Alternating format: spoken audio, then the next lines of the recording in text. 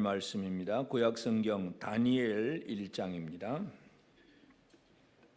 구약성경 다니엘서 1장 1절부터 7절까지 말씀입니다. 한 절씩 교독을 하고 마지막 7절은 함께 읽겠습니다. 1절 제가 먼저 읽습니다. 유다왕 여호야김이 다스린 지 3년이 되는 해에 바벨론 왕 느부갓네살이 예루살렘에 이르러 성을 에워쌌더니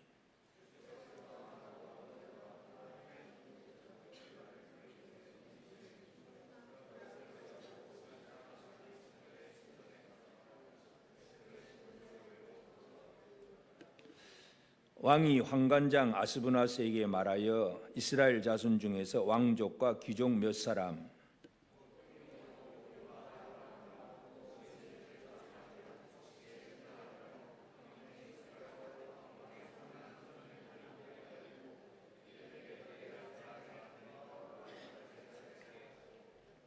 또 왕이 지정하여 그들에게 왕의 음식과 그가 마시는 포도주에서 날마다 쓸 것을 주어 3년을 기르게 하였으니 그 후에 그들은 왕 앞에 서게 될 것이더라.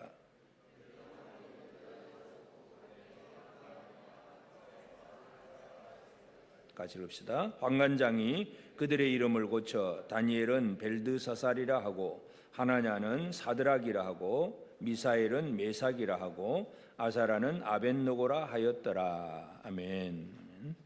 우리 하나님의 은혜가 우리 온 성도들에게 가득하기를 바랍니다. 오늘부터 우리가 이제 다니엘서를 한번 살펴보기를 원합니다. 우리가 에스겔을 통해서 하나님께서 포로된 백성들을 이제 회복하시는 것을 보았는데 이제 우리가 성경 순서를 보면 에스겔이 먼저고 다니엘이 뒤입니다. 그런데 역사적인 순서는 다니엘이 먼저고 그 다음에 에스겔입니다. 그러니까 바벨론 포로될 때에 다니엘이 1차 포로가 되고 에스겔은 2차 포로입니다. 그러니까 성경 순서는 에스겔이 먼저인 것 같지만 실제적인 사건 순서는 다니엘이 먼저다 하는 거, 이건 뭐 기본으로 생각하시면서 이 다니엘서를 보면 이제 여러 가지 많은 이제 좀 강조하는 부분들이 있습니다. 이 다니엘서에서 특별히 강조하는 것은 이제 다니엘 시대는 이제 바벨론 제국이 이스라엘, 유다를 이제 완전히 멸망을 시켜가고 이제 지금 포로로 잡아가는 그런 시대고, 그런 시대에 이제 이 다니엘이 1차로 포로로 잡혀가는 그때입니다. 그래서 포로로 잡혀가서 이제 바벨론에 가서 다니엘이 하던 여러 가지 일들, 그러니까 결국은 그 다니엘서라고 하는 이 성경을 통해서 이 세상의 역사가 어떻게 흘러가고 그 세상의 역사 속에서 하나님의 구원의 역사, 구속사, 구원사, 구속사라고 표현합니다. 이 세속사와 구속사가 흘러가는 과정들, 이것이 다니엘서에서 가장 핵심적인 내용입니다. 그런 과정 속에 믿음의 사람, 구속사를 이루는 사람들은 또 어떤 믿음을 가지고 살고, 또 이 구속사가 이루어지는 과정 속에 영적인 전쟁은 어떻게 이루어지고 마지막 이 결론은 어떻게 이루어지느냐. 그러니까 이 다니엘서를 보면 하여튼 이 아주 큰 그림입니다. 그래서 세상의 왕들은 내가 왕이야 하고 큰 소리를 치고 있지만 성경은 다니엘서는 뭘 얘기하냐면 진짜 왕은 세상 사람들의 왕이 아니라 하나님, 예수 그리스도가 진짜 왕이야. 그 얘기를 하는 것이 바로 다니엘서입니다. 그래서 우리는 이 다니엘서를 보면서 이제 큰 그림을 이제 잘 읽어볼 필요가 있습니다. 그래서 오늘 말씀의 제목이 세속사 속에서 구속사를, 이제 이 제목이 조금 어려운 것 같지만 세상 역사 속에서 구원의 역사를 어떻게 이루어가느냐, 누가 어떻게 이루어갈 수 있느냐, 이런 부분입니다. 그래서 세속사 속에서 구속사를, 이 말씀의 제목이지만 하여튼 이것은 지금 우리 성도들에게 있어서 늘 우리가 매일매일 직면한 문제가 그거잖아요. 여러분 뭐 교회는 다니고 있지만, 자, 교회 다닌다고 해서 세상 사람들하고 좀 다른 점이 있으십니까? 직장 생활을 하고 사업을 하고 장사를 하고 뭘 하고, 그럼 세상 사람들하고 뭔가 좀 다르냐 이거죠. 여러분 좀 다릅니까? 안 다릅니까? 똑같습니까?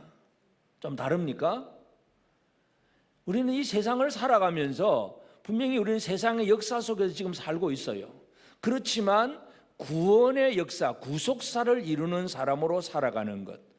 다시 말해서 우리는 대한민국이라고 하는 이 나라의 백성입니다. 그렇지만 동시에 하나님 나라 백성이기도 합니다. 그러니까 하나님 나라 백성이 세상 대한민국이라고 하는 이 땅의 대한민국 국민으로서 어떻게 사느냐, 대한민국 국민으로서 하나님 백성답게 사는 게 뭐냐? 이것은 늘 성경이 우리에게 강조해주고 물어오는 질문입니다.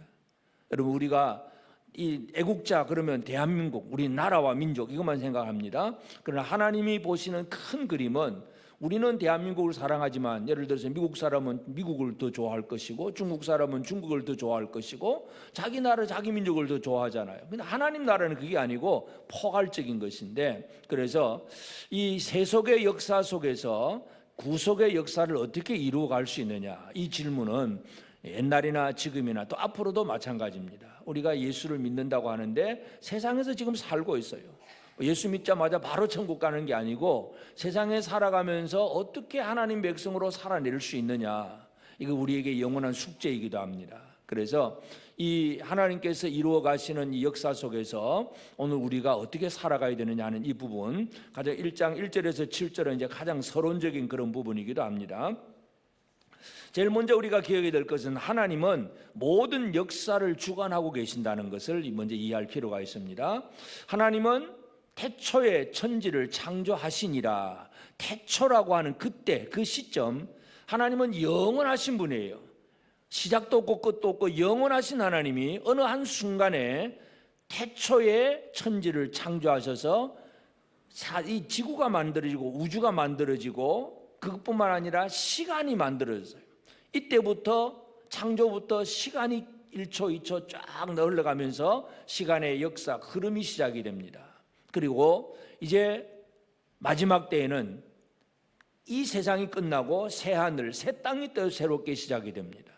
이것이 성경에서 강조하는 하나님은 시간을 주관하시는 분이에요. 그러니까 예를 들어서 불교에는 윤회설을 그럽니다. 윤회설이 뭐냐 하면 지금 살다가 또 죽고 나면 또 그 다음에 또 다른 모로 또 태어나고, 그래서 우리가 흔히 이제 그런 얘기를 흔히 하잖아요. 내세 다음 생에는 더 잘 될 거야. 이런 얘기는 윤회설 얘기입니다. 성경에는 그런 얘기가 없습니다. 성경은 절대로 시간의 흐름은 시작부터 끝 일직선입니다. 시작 그 다음에 끝, 그 사이에서 어떻게 살아내느냐, 이것이 바로 우리 기독교인들 믿음의 사람들이 살아가는 방식인데, 그렇기 때문에 하나님은 시간을 창조하신 분이고 시간을 마무리하실 분이 바로 하나님이세요. 그렇기 때문에 하나님은 이 세상의 역사, 세상의 모든 이 세상의 역사와 구원의 역사, 이 모든 역사를 주관하시는 하나님이라는 걸 알 수가 있습니다. 그래서 하나님은 보이지 않는 하나님이고 우리 예수 믿는 우리에게만 하나님인 것 같지만 하나님을 안 믿는 사람에게도 하나님은 역사하고 계신다는 사실을 우리가 이해할 필요가 있습니다. 그래서 이 세속의 역사가 성경 속에서 이루어지는 것을 가장 이제 단순하게 우리가 생각을 해보면, 하나님은 특별한 경우에 세속의 왕들을 하나님이 특별하게 이제 들어 사용하실 때가 있습니다. 대표적인 예가 역대하 36장 22절에 보면 바사의 고레스 왕 원년에 여호와께서 예레미야 입으로 하신 말씀을 이루려고 여호와께서 바사의 고레스 왕의 마음을 감동시키심에, 왕의 마음을 하나님께서 여호와께서 감동시키심에 그가 온 나라에 공포도 하고 조수도 내려 이르되, 그러면서 이 바사 페르시아입니다. 페르시아 제국, 메디아 페르시아 제국의 이 고레스에게 하나님의 마음을 감동시키니까 이 사람이 이제 바빌론을 무너뜨리고 유다 백성들이 예루살렘으로 돌아가서 성전을 지어라 하는 명령을 내려줍니다. 그러니까 유다 백성들이 독립운동한 거 아니에요. 이들 우리나라 고향으로 가자 하고 독립운동한 것도 아닌데 하나님이 어떤 왕의 마음을 움직이니까, 왕의 명령 한마디가 되니까 유다 백성들이 다 돌아오는 거예요. 하나님은 세속의 역사 속에서 그렇게 역사하십니다. 어떤 왕의 마음을 움직입니다.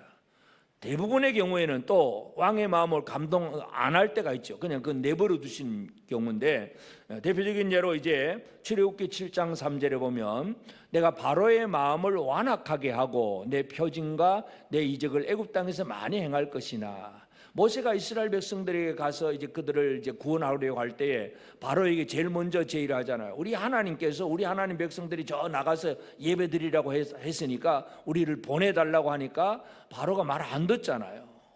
여호와가 누구간데 큰 소리 딱 치고, 그때부터 이제 10가지 재앙이 내리면서 결국 이제 바로가 한 가지만 재앙만 하고도 그냥 굴복하면 얼마나 좋겠어요. 10가지 재앙, 마지막 장자 죽을 때까지도 계속 마음이 완악.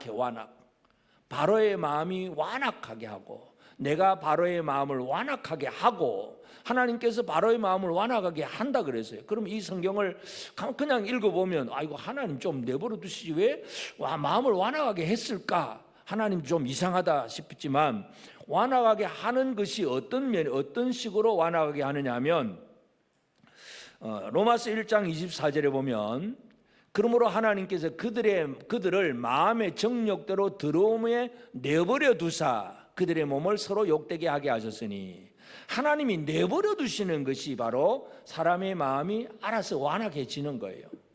하나님이 막 악한 마음을 막 심어주고 막 그런 게 아니라, 하나님께서 간섭 안 하고 그냥 내버려 두면 사람들은 완악해집니다. 그러니까 어떤 왕들은 감동을 시켜가지고 하나님의 뜻을 이룰 수 있도록 하기도 하고, 어떤 왕은 하나님 그냥 내버려 둡니다. 그러면 그 왕은 점점 더 악한 왕이 사탄이 지배를 하고 있기 때문에 악한 마음을 품고 이 세상에서 뭐 폭군이 될 수도 있고, 남의 나라하고 전쟁을 일으키면서 자기 땅을 더 많이 확보하려고 하는 이 탐심이 가득한 그런 왕들도 생기기도 하고, 이 세상의 역사가 그렇습니다. 그러니까 하나님께서 이 세속의 역사 속에서 어떻게 주관하느냐, 어떤 왕을 감동을 시키기도 하고 그냥 내버려 두시기도 하고, 이것만 하면 하나님께서 감동시킬 때는 또 이 하나님의 뜻이 어떤 원하시는 뜻을 이루어가는 과정이 되고, 또 그렇지 않으면 내버려 둡니다. 내버려 두시는 것도 하나님의 뜻이에요. 왜냐하면 그들을 심판하고 멸하시기 때문에 내버려 두십니다. 완악해지고 그들은 결국은 멸망을 당합니다. 그래서 우리는 이 세상에서 예를 들어서 우리나라에도 이제 지난 주간에 대통령 선거를 했지만, 내가 대통령이 되고 안 되고 막 사람들은 그 좋고 나쁘고 막 자기 나름대로 그렇게 하겠지만, 하나님의 역사 속에서 하나님이 되게 하는 사람이 있고 안 되게 하는 사람이 있고, 왜 되느냐, 그것도 하나님이 또 어떤 방식으로 쓰실까인가, 이거 우리는 지금은 다 모릅니다. 그러나 하여튼 하나님께서 이 세상의 역사를 주관하고 계신다는 사실, 우리가 이것은 꼭 기억을 해야 됩니다. 하나님은 권세를 위에서부터 주시는 하나님이시거든요. 그래서 왕에게 권세를 주시는 하나님인데, 이 세속사를 주관하시는 하나님, 그리고 그 다음에 우리가 기억해야 될 것은, 지금 이 1장에서 바벨론 왕이 유다 왕 여호야김이 다스린 지 3년에 예루살렘에 쳐들어와서 그들 중에 1차로 포로를 지금 잡아갑니다. 그때에 여기서 우리가 생각할 거, 이제 다니엘서를 생각하면서 이 세속의 역사 속에서 바벨론이라고 하는 거대한 제국이 그 당시에 애굽이라고 하는 나라를 치고, 또 아수르라고 하는 나라를 무너뜨리고, 그 중간에 끼어 있는 유다까지도 점령을 하고, 이런 세속의 역사 속에서 하나님은 구속사, 구원의 역사를 어떻게 이루고 계시느냐, 이것이 이제 다니엘서에서 가장 핵심적인 내용인데, 왜 하나님은 이스라엘을 이렇게 무너뜨리셨느냐, 멸망당하게 했느냐. 바벨론이 쳐들어와서 하나님께서 이제 이 예루살렘 성전이 있고 하나님을 섬기는 사람들이 있으면 그냥 보호해 주면 되는데, 그들을 무너뜨리잖아요. 무너뜨린 이유는 다른 것이 아니라 바로 그들이 죄악 때문에 하나님의 진노와 하나님의 심판이 이루어지는 과정입니다. 그래서 2절에 보면 주께서 유다 왕 여호야김과 하나님의 전 그 그릇 얼마를 그의 손에 넘기심에, 주께서 넘겨주시는 거예요. 바벨론 왕이 자기가 강해가지고 빼앗아 가는 게 아니고 하나님이 그냥 넘겨주시는 거예요. 이걸 우리가 잘 이해를 해야 됩니다. 저 대적이 강해서 우리의 것을 빼앗아 가는 것이 아니라, 우리가 하나님 앞에 뭔가 잘못하면 하나님이 우리의 것이 빼앗기도록 그냥 넘겨주시는 하나님, 심판하시는 하나님이라는 걸 알 수가 있습니다. 그래서 이 구원의 역사 속에서는 심판도 들어갑니다. 어떤 때는 벌을 주고 심판하고, 그래서 이 형벌을 주어서 깨닫게 하기도 하고, 뭔가를 이제 이루시는 것이 바로 구원의 역사 속에서 이루어진 일인데, 그래서 하나님은 유다 왕과 이 성전의 기구들, 성전 기구들을 막 빼앗아 가도록 그렇게 내버려 둡니다. 성전의 기구들을 빼앗아 가는 이유는 뭐냐 하면, 고대의 이제 그 나라들의 전쟁은 신들의 전쟁이라고 그렇게 얘기할 수 있습니다. 왜냐하면 자기 나라가 섬기는 신들이 있습니다. 바벨론 사람들은 이제 마르뚝이라고 하는 그 신을 섬기는데, 벨, 마르뚝 이런 신을 섬겼는데, 이제 이스라엘은 여호와 하나님을 섬기잖아요. 근데 전부 다 이 나라들은 전부 자기 신상들, 자기 그 어떤 신을 섬기는 신상들을 이제 전쟁터에도 메고 나가서 그렇게 전쟁을 하면서, 그래서 이제 다른 나라를 정복하면 우리 신이 이겼다고 생각을 하고 늘 신들의 전쟁으로 그렇게 얘기를 합니다. 근데 하나님, 여호와 하나님은 뭔가 형상으로 만들어 놓은 게 하나도 없어요. 그러니까 정복은 했는데 뭔가 빼앗아 갈 게 없어요. 그러니까 성전의 기구들, 어떤 이 제단이라든지 어떤 성전의 뭐 그릇들이라든지 뭐 이런 것을 다 빼앗아 가지고 바벨론으로 갑니다.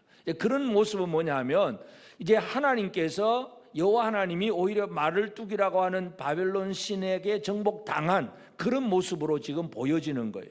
그래서 하나님은 이제 세속사 속에서 구속사를 이루는데, 첫 번째는 바로 유다의 잘못으로 인한, 그들이 우상 숭배하고 그들이 잘못한 것 때문에 이제 그들을 벌하시는, 심판하시는 과정이라고 하는 것, 이것을 우리가 이해할 수가 있습니다.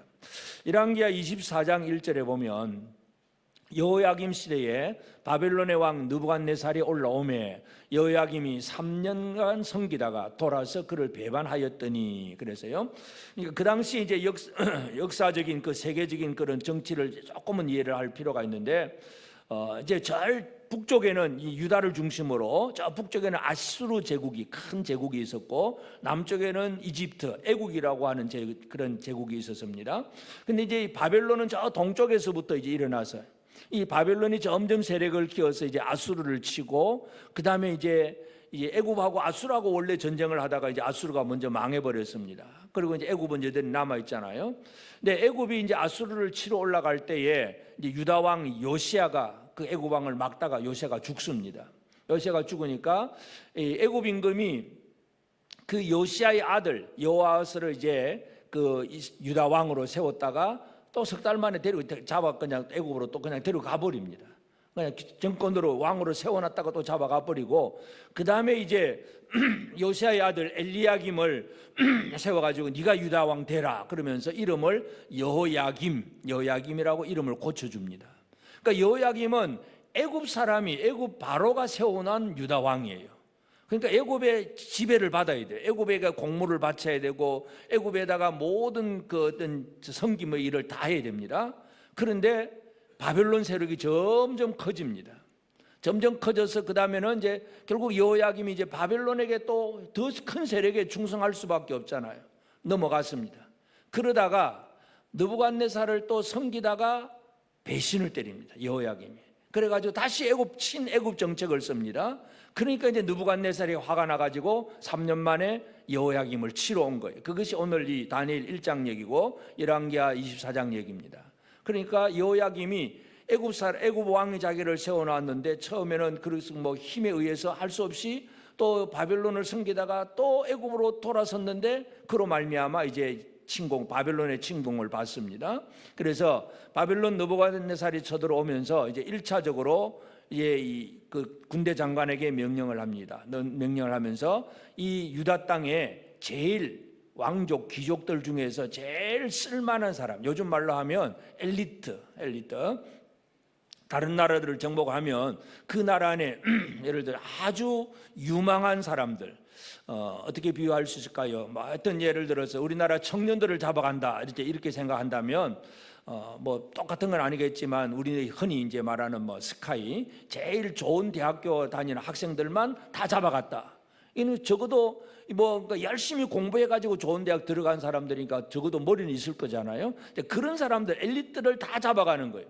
그 중에 이제 다니엘과 이 세 친구가 뽑혀진 거예요. 왕족과 귀족들, 쓸만한 사람들 뽑아가는 이유가 뭐냐면, 그들을 데리고 가서 바벨론 교육을 시켜서 이들을 이제 바벨론의 어떤 진짜 충성할 수 있는 사람으로 만들어서 유다 땅을 다스리게 하려고 하기 위해서, 이 바벨론의 정책이 그런 것입니다. 그래서 이제 하나님께서 이제 하시는 일은 바로 이 세속의 역사, 바벨론이 애국을 치고 그 중에 또 유다를 치고 하는 그런 과정 속에서 하나님은 유다를 심판하시는 과정이 첫 번째 나타나는 거. 이게 구원사의 첫 번째는 뭐냐면 심판부터 시작합니다. 구원을 심판해야, 심판받을 백성들을 이제 벌 주고 다시 그들을 구원하실 것이기 때문에 1단계가 바로 심판입니다. 그래서 여호야김의 그 신하들 중에서 왕족 귀족 중에서 제일 똘똘한 아주 엘리트, 아주 뛰어난 사람들, 아주 유능한 청년들, 이 사람들을 사로잡아 갑니다. 이것이 바로 이제 세속사 속에서 구속사가 어떻게 이루어지는 이제 첫 번째 단계인데, 그러나 여기서 우리가 기억해야 될 것은 하나님은 그 구속사를 위해서 구속사를 이룰 수 있는 인물들을 하나님은 안배, 준비하고 계신다는 것을 우리가 꼭 기억할 필요가 있습니다. 그래서 이 다니엘과 이 세 친구들의 이야기는 하나님께서 이제 바벨론으로 이제 포로되어 갈 것인데, 이제 1차, 지금 1차 포로입니다. 앞으로 2차, 3차가 남아 있는데 앞으로 계속 이제 포로로 잡혀가겠지만, 그러나 그 잡혀갈 유다 백성들을 위해서 미리 하나님은 사람을 심어 놓는 과정이에요. 이게 바로 다니엘과 그 세 친구들 얘기입니다. 물론 겉으로 볼 때는 포로로 잡혀가는 것이지만 하나님은 먼저 다니엘과 이 세 친구들을 바벨론 땅에다가 이제 보내어서 가게 해서 그들을 준비시켜 놓고 계신다는 것. 이 얘기는 뭐냐 하면 구속사를 이룰 수 있는 사람을 준비하는 하나님이라는 걸 알 수가 있습니다. 물론 이제 사람들은 그걸 잘 모르죠. 그래서 이제 바벨론 사람들은 이 다니엘과 세 친구들을 이제 잡아와 가지고 그들을 이제 바벨론화 시키기 위해서, 바벨론 사람의 어떤 정체성을 심어주기 위해서 그들의 이름을 다 바꿔줍니다. 그래서 마지막 7절에 보면 환관장이 그들의 이름을 고쳐서 다니엘은 벨드사살이라 하고, 또 하나냐는 사드락이라 하고, 미사엘은 메삭이라 하고, 아사라는 아벳느고라 하였더라. 그러니까 원래 가지고 있는 이 다니엘과 이 세 친구의 이름은 유다식 하나님을 섬기는 사람들의 이름입니다. 다니엘 그러면 뭐냐 하면 엘은 하나님이거든요. 하나님. 단 그러면 심판이에요. 그러니까 다니엘 하면 하나님은 심판하신다니요. 하나님은 심판주다. 이것이 바로 다니엘이라고 하는 이름의 뜻입니다. 복습을 한번 하면 오래됐지만 에스겔은 무슨 뜻일까요? 에스겔 기억이 나십니까? 다 잊어버렸죠. 다시 돌아가서 옛날 동영상 찾아보시고, 에스겔은 여호와께서 강하게 하시는 거예요. 강하게 하시고, 다니엘은 하나님은 심판주다. 하나님은 심판주다. 그러니까 이제 이 다니엘을 바벨론 사람들이 벨드사살이라 이렇게 이름을 고쳤습니다. 벨드사살이라고 하는 것은 뭐냐면 그 자기 신들, 말뚝이라고 하는 그 자기 신에게 이 생명을 보호해 주옵소서 이렇게 구하는 것이 바로 벨드사살. 말뚝신이여 이 사람을 보호해 주옵소서, 이게 벨드사살이에요. 그러니까 하나님의 심판, 그러니까 이 사람들은 심판이 아니고 이 말뚝신이 보호할 거야, 이제 이런 개념으로 벨드사살이라고 이렇게 바꿔주는 겁니다.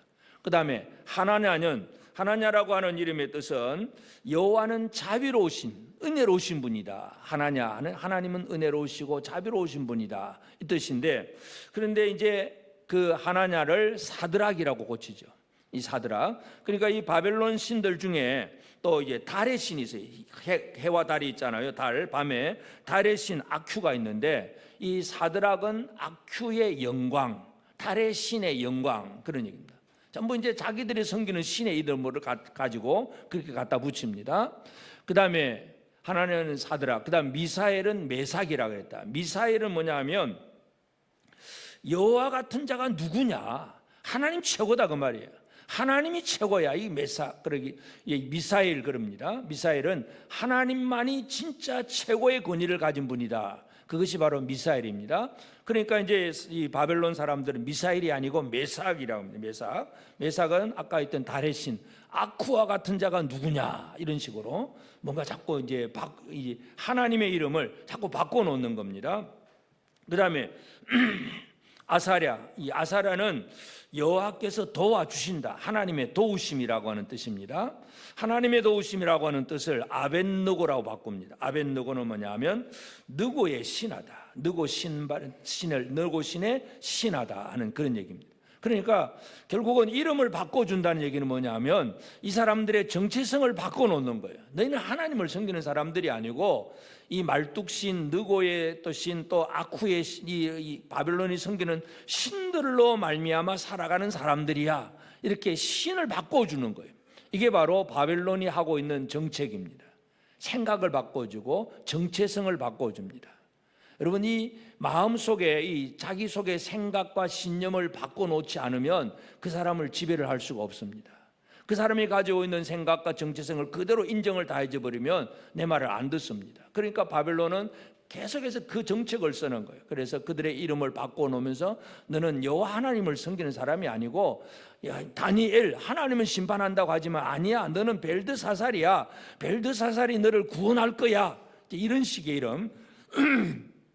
이름을 고쳐준다는 얘기는 바로 그들의 정체성을 바꿔놓는 일입니다. 하여튼 중요한 것은 우리가 나중에 보겠지만 이름은 그들이 바꿔서 부르지만, 그러나 우리가 알 수 있듯이 다니엘이나 이 세 친구들은 결국 그들의 정체성을 잃어버리지 않습니다. 이게 하나님이 안배하신 사람들 이야기입니다. 그래서 오늘 우리는 세상은 우리를 향해서 뭐 이런 얘기 저런 얘기 막 할 수가 있습니다. 그러나 아무리 다른 어떤 신념이 들어오고 이념이 들어와도 나는 하나님의 백성이야, 이거 잃어버리지 않는 게 가장 중요한 일이에요.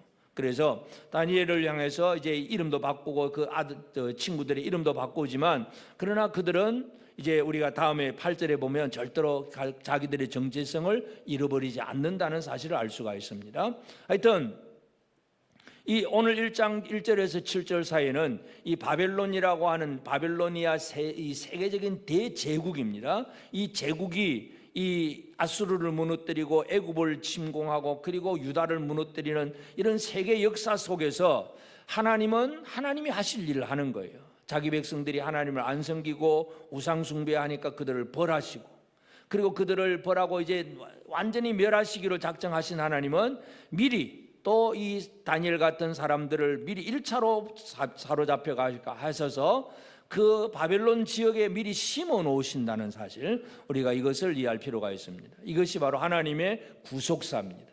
그래서 세속사와 구속사가 이렇게 지금 흘러가고 있는데, 오늘 우리도 이 땅에 지금 세상의 역사 속에 살고 있습니다. 대한민국 백성으로 살고 있습니다. 그래서 이 대한민국 백성으로 살고 있는데, 이 세상의 역사 속에서 우리는 하나님 나라 백성으로 어떻게 살아가느냐, 이제 이것이 우리에게 가장 중요한 문제입니다. 그러면 이 세속사와 구속사를 다 주관하시는 분은 바로 예수 그리스도입니다. 그래서 예수님은 하나님으로서 세상을 창조하신 분이기도 합니다. 시간을 창조하신 분입니다. 영원하신 왕이십니다. 그렇지만 예수 그리스도는 세속의 역사 속으로 들어오셨다는 사실도 우리가 기억할 필요가 있습니다.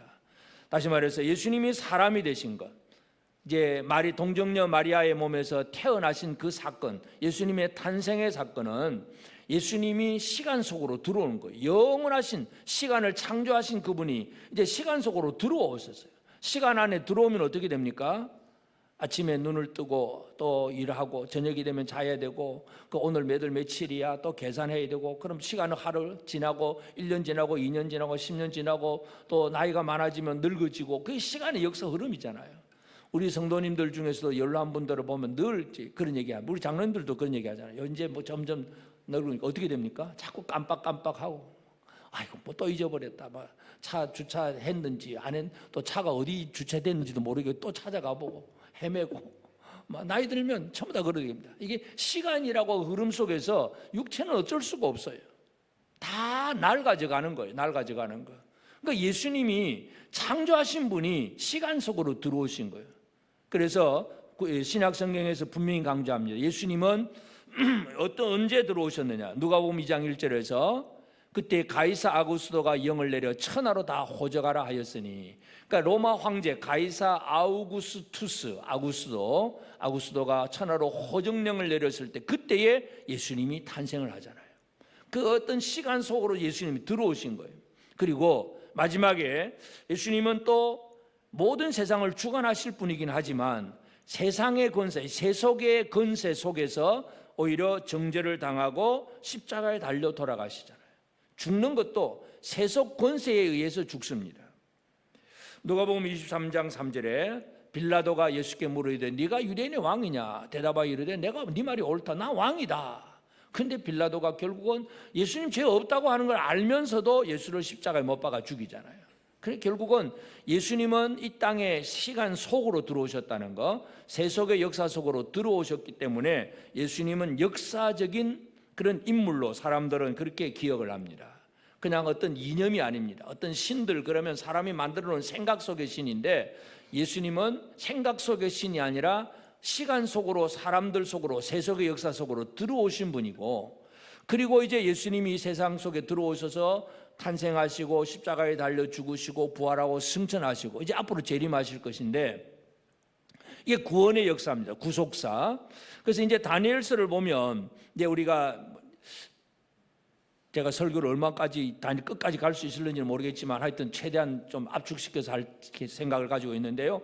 하여튼 이제 이 다니엘서에 보면 예수 그리스도에 대한 분명한 예언을 많이 강조를 합니다. 다니엘서 7장 13절 14절에 보면 내가 또 밤 환상 중에 보니 인자 같은 이가 사람의 아들 같은 이가 하늘 구름을 타고 와서 예적부터 항상 계신 하나님 아버지 앞에 나아가 그 앞으로 인도되매 그에게 하나님 아버지가 이 아들에게, 인자 같은 이에게 권세와 영광과 나라를 주고 모든 백성과 나라들과 다른 언어를 말하는 모든 자들이 그를 섬기게 하였으니 그의 권세는 소멸되지 않는 영원한 권세요 그의 나라는 멸망하지 아니할 것이다. 인자 같은 예수 그리스도에 대한 예언이 다니엘서는 많이 강조되고 있습니다. 그분이 예수님이 어떻게 하시느냐, 무슨 일을 하느냐. 그 다음에 다니엘 7장 22절에 보면 옛적부터 항상 계신 이가 와서 지극히 높으신 이의 성도들을 위하여 원한을 풀어주셨고 때가 이름에 성도들이 나라를 얻었더라. 이 구속의 역사예요. 세속사 속에서 성도들이 환난을 당하고 핍박을 당하지만 결국은 이 구원을 이루시는 예수 그리스도가 와가지고 성도들의 원한을 풀어주고 때가 이름에 성도들이 나라를 얻었더라. 이게 이제 다니엘서에서 강조하는 구속사를 이루시는 예수 그리스도, 그분을 우리는 앞으로 계속 살펴볼 수가 있습니다. 그러면서 하여튼 예수님이 이 땅에 오셔서, 이 땅에 오신 예수님은 이 땅에서 뭘 하셨느냐 하면 이 구속사를 이룰 수 있는 사람을 준비하셨다는 거, 이것을 우리가 꼭 기억할 필요가 있습니다. 우리가 예수 제자 학교 공부를 하긴 했지만 예수님께서 제자를 만들어내신 이유는 뭐냐 하면 구속사를 이룰 사람을 만드신 것이 바로 예수님의 제자 준비입니다. 제자들에게 예수님은 처음 뽑아가지고 둘씩 보내면서 권능을 주어서 보내잖아요. 더러운 귀신을 쫓아내고 모든 병과 약한 것을 고치는 권능을 주어서 가서 복음 전해라. 그러니까 결국은 그 당시에 대제사장도 있고 또 랍비들도 있고 서기관들도 있고 뭐 종교적으로 내로라는 사람들이 많이 있어요. 그런데 그들은 그냥 율법을 막 해석을 하고 가르치고는 있긴 하지만 실제로 귀신 들린 자에게 귀신을 쫓아내지 못하고 병든 자를 고치지 못하고 있는 그런 상황 속에서 예수님이 제자들을 보내면서 너희들이 가서 해라. 진짜 일할 수 있는 사람을 만들어내시잖아요. 그러니까 구원의 역사를 이룰 수 있는 사람을 만들어냅니다. 그래서 그 사람들이 마태복음 10장 2절 이제 그 권세를 받은 사람들, 마태복음 10장 2절에 12제자 이름이 2절 3절로 나오는데 12사도의 이름은 이러하니, 그러니까 제자들을 사도라고 표현합니다. 사도라고 하는 이름은 보내셨다, 보내심을 받은 자라고 하는 뜻이에요. 제자라고 하면 그냥 공부하고 배운다는 개념이지만 사도라고 하는 이름은 보냄을 받아서 일하는 자라고 하는 개념이에요. 그래서 12사도의 이름은 이러하니 베드로라고 하는 시몬을 비롯하여 그 형제 안드레, 그리고 세베대 아들 야고보, 그 형제 요한, 그 다음에 쭉 12제자 이름이 다 나옵니다. 그래서 예수님이 하신 일이 뭐냐 하면 이 땅에서 바로 구속사를 이룰 수 있는 사람을 세우셨다는 것, 이게 바로 우리가 꼭 기억해야 될 일입니다. 예수님은 뭐하러 3년 반 동안 그렇게 열심히 하셨느냐? 이 구속사를 이룰 수 있는 사람을 만드신 것이 바로 예수께서 하시는 일입니다. 오늘 우리 모두가 이 주님의 그 계획 속에서 구속사를 이룰 수 있는 사람으로 만들어졌다는 사실을 우리는 믿어야 합니다. 아멘. 여러분, 구속사를 이룰 수 있는 사람이 되셨습니까? 대답도 없네. 옆 사람이 좀 확인을 시켜주겠습니다. 당신은 하나님의 구원의 역사를 이룰 수 있는 사람으로 만들어졌습니다. 너무 깁니까? 좀 짧게. 당신은 구속사를 이룰 인물입니다. 아멘. 우리가 세상에 뭐 하는 사람이냐 이거잖아요. 그냥 하루하루 그냥 벌어먹고 살다가 갈 사람이냐? 무슨 일을 할 사람이에요? 여러분, 뭐 할 사람이에요? 하나님의 구원의 역사를 이룰 사람, 구속사를 이룰 사람으로 세움을 받는 것, 이게 가장 중요해요. 대제사장도 있고 서기관도 있고 장로도 있고 유대인 사회 속에 좋은 사람들, 높은 지위 관직에 있는 사람 많지만, 그러나 예수님은 12 사도를 세워서 그들을 통해서 놀라운 하나님의 일들이 이루어지게 하셨어요. 우리는 주님이 하신 일, 이 땅에 들어오셔서 어떤 사람을 만들어내셨는가를 잘 이해해야 됩니다. 그래서 이제 오늘 우리는 세속사 속에서 구속사를 이루는 삶을 살아내야 됩니다. 그래서 제일 첫 번째 우리는 어떤 사람이 되겠냐면 이 세상이 필요로 하는 사람, 다시 말해서 세상의 필요를 채워줄 수 있는 사람, 이것이 오늘 우리가 첫 번째 해야 할 일입니다. 구원을 이루는 사람은 그냥 세상과 상관없는 사람이 아니에요. 세속사 속에서 구속사를 이루는 겁니다. 세상과 등지고 나는 이제 예수 믿으니까 이 더럽고 부정한 세상하고는 상관없어, 나는 기도원에 가서 기도만 하고 있을 거야, 그게 아니고 세상 속에서 하나님의 역사를 이루어가야 됩니다. 그래서 세상에 필요로 하는 사람이 되어야 됩니다. 여러분, 다니엘과 이제 앞으로 살펴볼 다니엘과 세 친구들의 역할이 뭡니까? 이제 결국은 바빌론 왕이 꿈을 꾸면 아무도 해석을 못해. 그러면 이 꿈이라는 게 하나님께서 하실 일들을 이제 그 바빌론 왕에게 지금 뭔가 보여줬는데 아무도 몰라요. 근데 다니엘이 기도하고 그것을 꿈을 해석을 해주고, 앞으로 역사는 이렇게 되어지고, 하나님은 이렇게 하고 뭔가 다 가르쳐 주는 거예요. 그것이 바로 세상에 해답을 주는 사람이잖아요. 답을 주는 사람. 다시 말해서 옆 사람에게 한 번 더 얘기합니다. 당신은 세상에 답을 주는 사람입니다. 해답을 줄 수 있겠습니까? 세상에 무슨 해답을 주게 돼요? 이게 살 길이고 이게 영원한 것이고 이것이 변함없는 진리다. 이 답을 줄 수 있는 것, 이것이 바로 세상에 가장 중요한 거잖아요. 죽음이라고 하는 것, 사망, 고통과 이 근심, 염려 속에 살아가는 이 세상 사람들에게 진짜 살 길을 가르쳐주고 보여주는 것, 이것이 바로 구원의 역사를 이룰 사람들이에요. 우리는 세상을 유익하게 하는 사람이 되어야 됩니다. 우리는 교회 다닌다 하는 것으로 끝나는 게 아니라 내가 다니고 있는 학교 아니면 직장, 내 주변의 이웃 사람들에게 그들에게 어떤 해답을 내줄 수 있을까? 물론 우리 사람의 어떤 지위와 어떤 직분, 역할에 따라서 차이가 있습니다. 가장 대표적인 예를 들어서 애굽의 요셉은 총리잖아요. 한 나라를 다스리는 총리이기 때문에 그 7년 풍년 기간 동안 많은 창고를 짓게 하고 곡식을 많이 저장을 했다가 그 다음에 7년 6년 때에 많은 민족들을 먹여 살리는 일을 했어요. 세상을 유익하게 하는 게 그런 거예요. 그러니까 우리 모두가 요셉처럼 될 수는 없겠죠.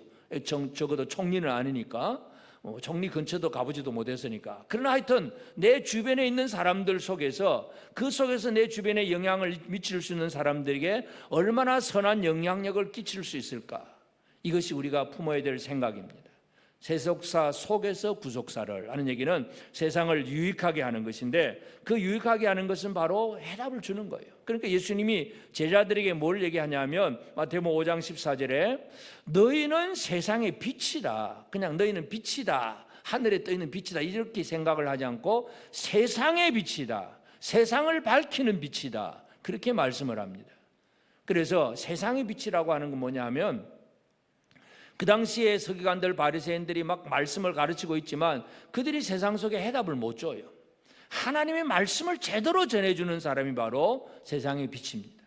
하나님의 마음, 이 말씀을 주신 하나님의 의도, 뜻, 이 하나님은 이런 것이야 하고 이걸 제대로 가르쳐주는 사람이 바로 세상의 빛입니다. 그래서 오늘 우리가 살아가야 될 삶은 세상 속에서 빛으로 살아가는 삶이 되어야 됩니다. 물론 이제 빛으로 살아간다는 건 진리의 말씀, 답을 제대로 주고 답만 주는 것이 아니라 답을 주는 삶을 또 살아내는 게 또 중요합니다. 사도 바울은 성도들을 세상의 빛이라고 얘기를 하면서 빛의 열매를 맺으라 그럽니다. 에베소서 5장 9절에 보면 빛의 열매는 모든 착함과 의로움과 진실함에 있느니라. 쉽게 말해서 설교는 막 진짜 진리의 말씀을 전했습니다. 근데 내려가서는 다른 사람에게 막 사기치고 거짓말하면 그거 어떻게 되겠어요? 그건 안 되잖아요. 착함과 의로움과 진실함, 이게 바로 복음을 전하고 답을 주는 자의 삶의 열매들, 빛의 열매들. 그래서 세상의 빛으로 살아간다는 얘기는 말만 하는 것이 아니라 삶으로 빛된 삶을 살아내는 겁니다. 여러분은 세상의 빛입니다. 빛의 열매를 맺어야 됩니다. 빛의 열매 세 가지가 뭐라고요? 착함과 의로움과 진실함. 여러분 착하십니까? 여러분 우리가 착해야 구원받는다 그 얘기하면 안 되고요. 진짜 구원받았기 때문에 우리는 착한 자가 되어야 되고 의로운 자가 되어야 되고 진실함의 삶을 살아내야 됩니다. 우리는 세상의 빛입니다. 이 삶을 제대로 살아가야 됩니다. 그리고 이제 우리는 세상의 빛으로서 세상에 선한 영향력을 끼치면서 하나님의 구원의 역사, 구속사를 이루는 삶을 살아내야 됩니다. 구속사를 이룬다는 게 어떤 것인가 하면 이제 구약에 보면 이제 이스라엘 백성들, 하나님이 이제 이스라엘 백성들을 이제 모세를 통해서 이끌어내고, 그 다음에 여호수아 시대에 이제 가나안 땅을 정복을 하고, 그 다음에 사사 시대에는 이스라엘에는 왕이 없어요. 왕이 없다 보니까 다른 나라가 쳐들어오면 중간중간에 사사들이 일어나서 그들의 구원을 해요. 그러고 나서도 계속해서 또 뭐 이따가 평안해지고 사사 죽으면 또 끝나고 왕은 없어요. 그러니까 이스라엘 백성들이 뭘 구합니까? 우리에게도 우리를 구원할 왕을 세워주소서. 그런 얘기예요. 왕 세워달라고 얘기합니다. 하나님이 별로 안 좋아하셨어요. 사무엘에게 사람들이 모여가지고 왕 세워달라고 하니까 안 좋아했지만 결국은 하나님이 허락을 해줍니다. 그러면 그렇게 원한다면 사울이라고 하는 왕을 하나 세워줍니다. 이제 하나님이 택하신 왕은 아니었어요. 하나님이 택하신 왕은 사울 다음에 다윗이기 때문에 아직도 하나님은 주실 때가 안 됐는데 사람들이 원하니까 사울을 먼저 세워주신 거예요. 그러니까 이 사울을 세워줬다는 얘기는 뭐냐 하면 이스라엘 나라의 세속사가 시작된다는 얘기입니다. 왕조가 시작된다는 얘기죠. 자, 이때에 왕을 세워줘 놓고 사무엘이 무슨 얘기를 하느냐 하면 사무엘상 12장 23절에 나는 너희를 위하여 기도하기를 쉬는 죄를 여호와 앞에 결단코 범하지 아니하고 선하고 의로운 길을 너희에게 가르칠 것인즉. 우리 성경 구절 잘 알잖아요. 그래서 사무엘은 참 기도하기를 쉬는 죄를 범하지 않았다고 했는데 우리는 너무 기도하기를 쉰다. 좀 기도 열심히 하자. 우리는 이제 이 기도에 대한 강조하면서 이 구절을 많이 얘기를 합니다. 근데 원래 이 구절의 의미는 뭘까요? 왕이 세워졌어요.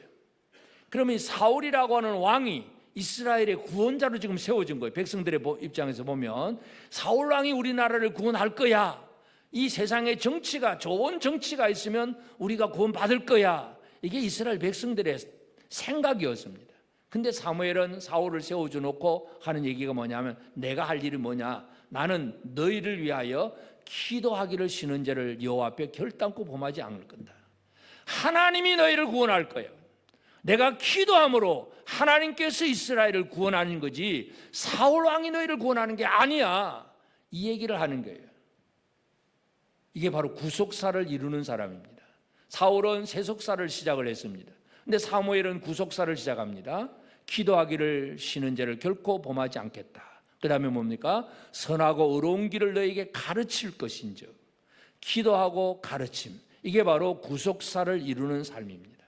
오늘 우리 모두가 세상 정치가가 아니잖아요. 여러분이 대통령입니까? 총리입니까? 장관입니까?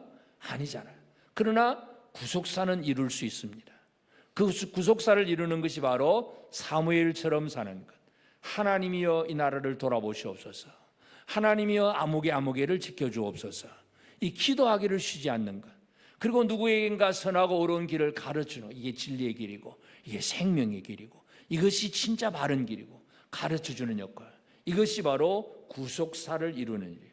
그래서 예수님이 제자들에게 기도를 가르치잖아요. 우리 주기도문 알잖아요.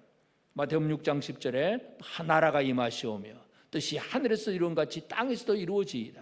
나라, 하나님의 뜻이 하늘에서 이루어진 것처럼 이 땅에서도 이루어지기를 원하는 기도, 이것이 바로 구속사를 이루는 거예요. 여러분, 우리가 주기도문을 외우는 거 보면 예배 마치는 기도 그렇게 생각하면 안 됩니다. 주기도문도 얼마나 중요한지 모릅니다. 이게 바로 구원의 역사를 위한 기도예요. 하나님의 뜻이 하늘에서 이루어진 것처럼 땅에서도 이루어 주옵소서.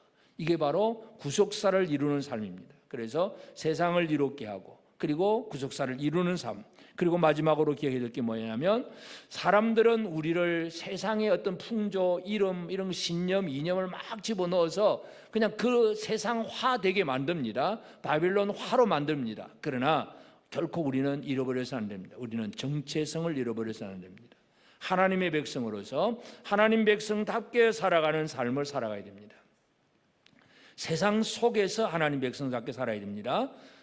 우리가 그 금요일 때 잠깐 말씀드렸지만 이 유대인들 중에 SNF파라고 하는 파가 있어요. 이 사람들은 뭐냐 하면 그냥 우리는 막 이것도 싫고 저것도 싫고 뭐 사두개인이나 바리새인은 다 싫고 우리끼리 진짜 거룩한 삶을 살아야 돼. 그러면서 쿰난 동굴 속에 들어가서 열심히 성경 필사하고 막 노동하고 그러면서 거룩한 삶을 살려고 애를 썼어요. SNF파라고 하는 사람들 세상과 등지고 살았어요.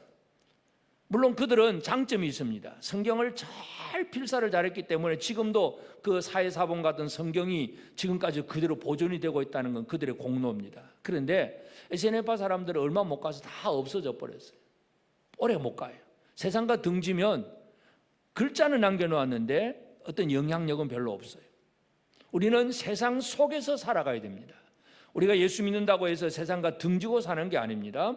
사도 바울이 고린도 교회에서 하는 얘기가 고린도전서 5장 9절 10절에 보면 내가 너희들에게 쓴 편지에 음행하는 자들을 사귀지 말라 하였거니와 이 말은 세상에 음행하는 자들이나 탐하는 자들이나 속여 빼앗는 자들이나 우상 숭배하는 자들을 도무지 사귀지 말라 하는 것이 아니니 만일 그러하려면 너희가 세상 밖으로 나가야 될 거다. 여러분 이 세상에서 거룩한 삶을 살기가 쉽지 않습니다. 주변의 모든 사람들이 다 바울이 뭐라 그럽니까? 음행하는 자들, 속여 빼앗는 자들, 탐하는 자들, 우상 숭배하는 자들 전부 다 우리 주변에 다 그런 사람들이에요. 그런데 그런 사람들과 구별하려면 세상 밖으로 나가야 되는데 그럴 수는 없어요. 세상 속에 살면서 그들에게 거룩함을 드러내고 보여주는 역할 쉽지 않습니다. 바벨론은 이름을 바꿔놓습니다. 다니엘을 벨드사살로 바꿔놓고 너희는 하나님의 심판이 아니야, 말뚝신이 너희를 구원할 거야, 막 이런 식의 신념과 이념을 막 집어넣습니다. 세상은 지금도 우리에게 그렇게 하잖아요. 야, 이거 좋은 거야, 이렇게 하면 잘 될 거야. 전부 다 어떤 먹고 마시고 즐기는 그런 것들 전부 지금도 집어넣습니다. 그래서 유튜브나 TV나 전부 다 이렇게 하면 잘 먹고 잘 살고 이러면 건강하고 뭔가 잘 돼, 전부 다 잘 된다는 얘기만 하잖아요. 그게 말뚝신의 벨드사살이에요. 벨드사살. 그런데 하나님은 다니엘, 하나님은 심판하신 하나님입니다. 그 심판주 하나님을 대한 그 정체성을 잃어버리지 않고 살아가는 이 삶을 우리가 살아야 됩니다. 옆 사람에게 다시 한번 확인시켜 드립니다. 당신은 하나님 백성입니다. 우리는 세상 밖으로 나갈 수는 없습니다. 세상 속에서 하나님 백성으로 살아가야 됩니다. 쉽지 않습니다. 그러나 그렇게 살아가게 될 때에 하나님의 놀라운 능력이 나타납니다. 그것이 다니엘서에서 계속 강조해야 될 내용입니다. 여러분 세상 속에서 하나님 백성으로 힘있게 살아갑시다. 옆 사람에게 우리 다 같이 세상 속에서 하나님 백성으로 힘있게 살아갑시다. 조금만 길면 다 안 되네. 어렵습니까? 세상 속에서 하나님 백성답게 힘있게 살아갑시다. 시작. 우리 재건부흥교회 사랑하는 성도들 모두가 되어지기를 주의 이름으로 축복합니다. 찬송